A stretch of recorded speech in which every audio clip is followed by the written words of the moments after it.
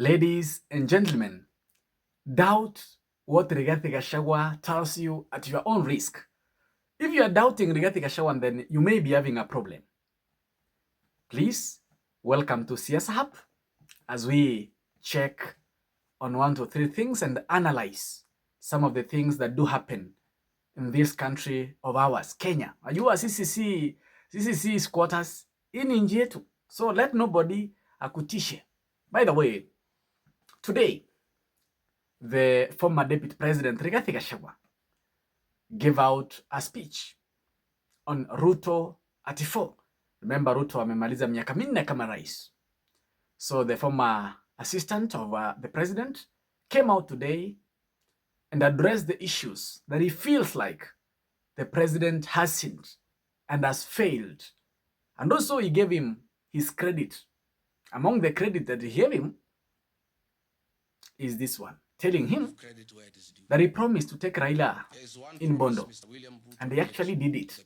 He did not fail on that. Alisema atapeleka Raila Bondo. Hakufail. Alimpeleka Bondo. That is what Rigathi Gashagua said that the president had promised and delivered. But all others, mtapata gazi ya 300, mtapata gazi ya 500, mtatengeneza Nidi Bridge, mtakuwa mnapiga simu bure, mtawafanyia hii, barabara, shule, earth cover. Hizo zote ni stories za jaba. But whatever he promised about taking Raila Odinga, our former premier, the man who stood for the common mwananchi, the man who made a chama that lasted for 20 years because now there's no ODM. That man, he laid him in Bondo.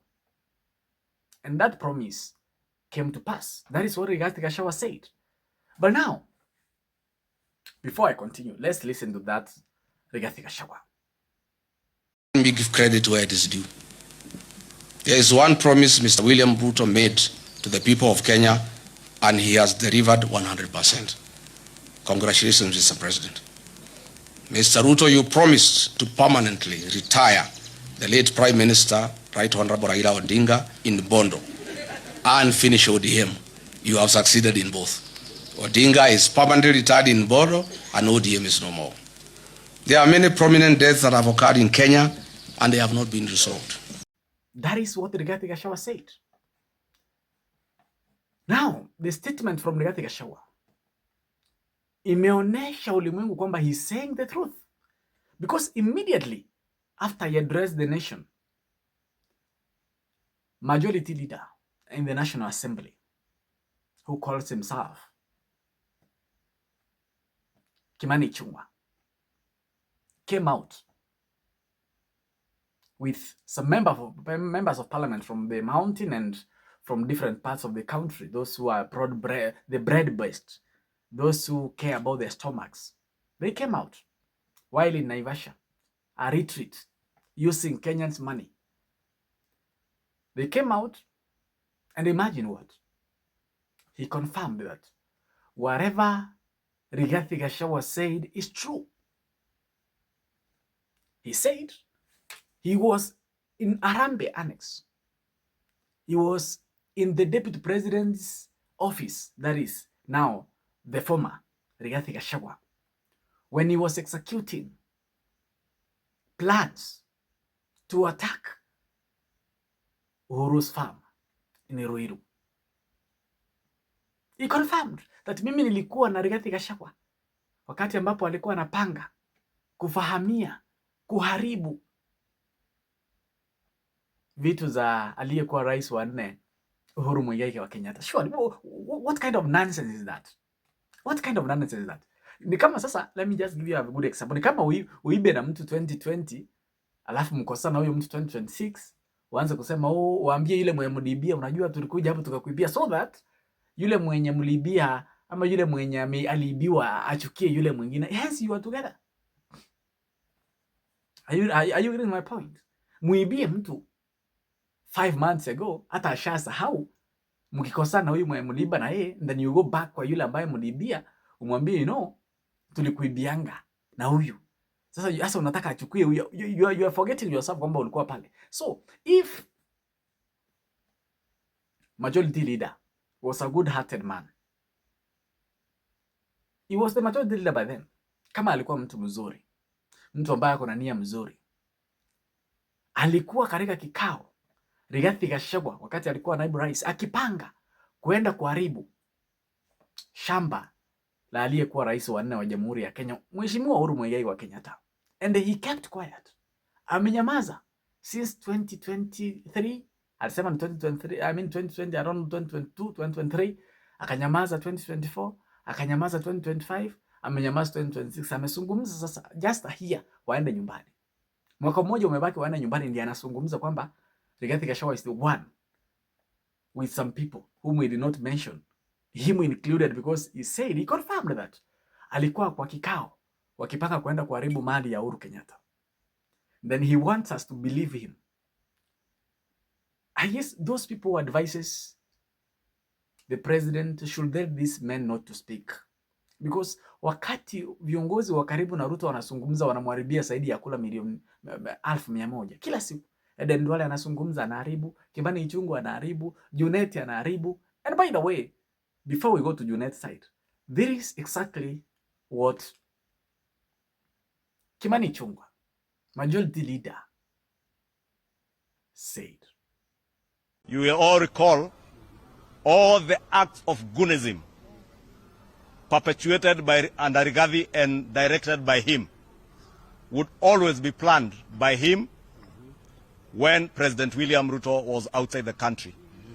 That is what he did that day he attempted to assassinate the former Prime Minister.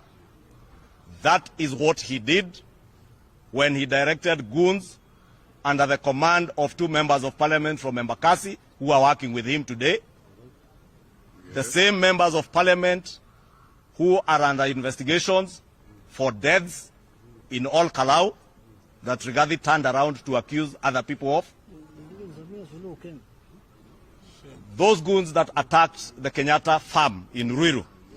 Again, I'll remind Gashagua, as I have reminded him severally, I sat with him in annex building on Harambee Avenue when he was planning for the attack of the Kenyatta farm in Ruiru.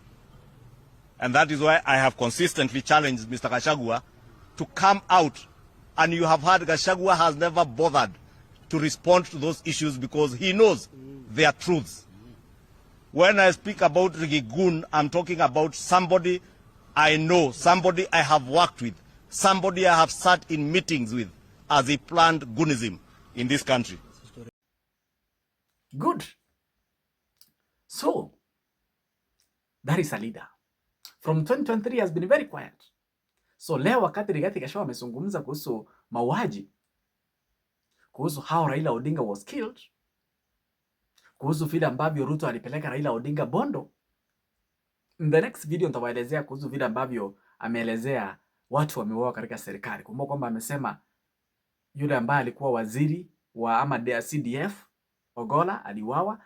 Francis ameelezea kuhusu vile ambavyo Ng'eno ameuawa juzi, na amesema vile ambavyo kulienda, na amezungumzia kuhusu Raila Odinga.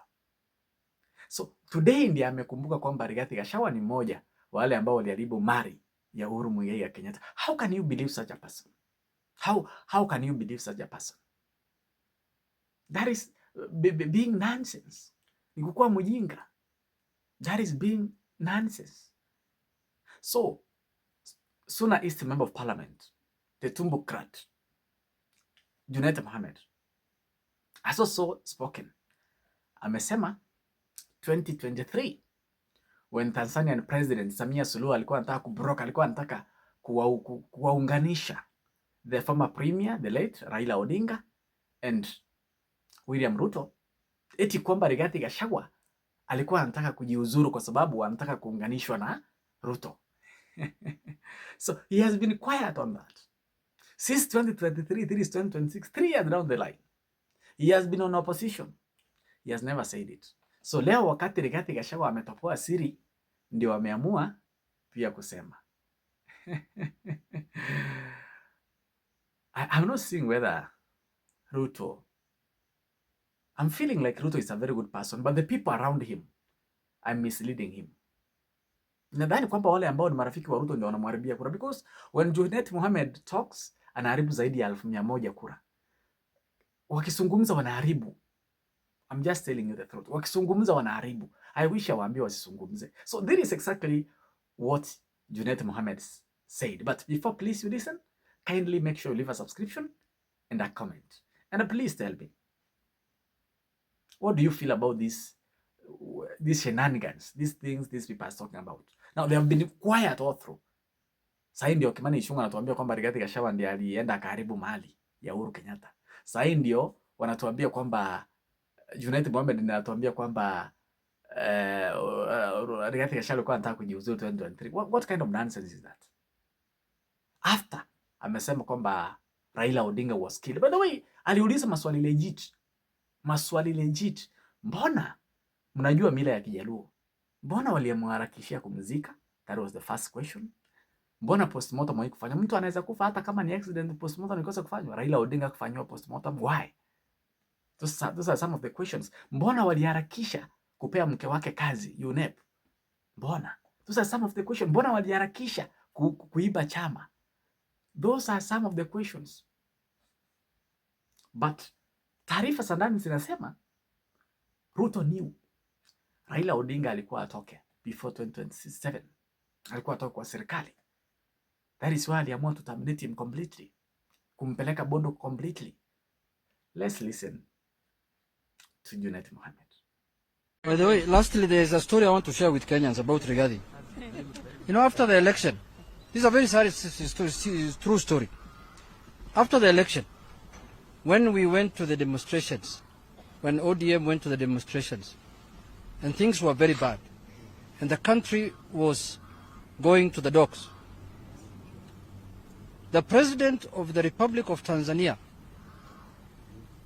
on our own initiative, decided to come here and do arbitration between President Ruto and the former Prime Minister, my former party leader.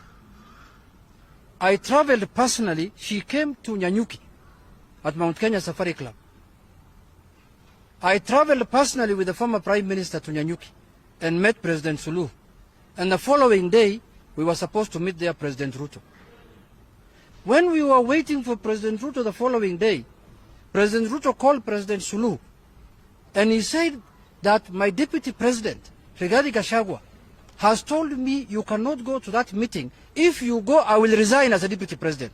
So he said, I might end up coming to solve a crisis in Nyanyuki, but I might create another crisis in my government. So please, let us look for another way to deal with this matter. President Ruto is alive. I am alive. It's only majority is there. That is why ODM can never forgive Rigathi Gachagua. Because he wanted death and destruction for ODM. He did not want peace. And the country. President Suluhu is alive. President Ruto is alive. Junet is alive, who traveled with my party leader. Ichung'wah is alive, who was at State House with his leader. And he said, if you go to that meeting, imagine a foreign president came all the way. She landed in Nyanyuki to create peace and to arbitrate and to say that this is our neighbor, can we discuss? Gachagua refused. He said, if you go there, I am going to resign as deputy president of Kenya. So we told President Ruto, don't create another crisis, let's look for another formula, and we will still talk. And we still talk, and we still form the broad base. And we are going to form more government before the future. Thank you very much.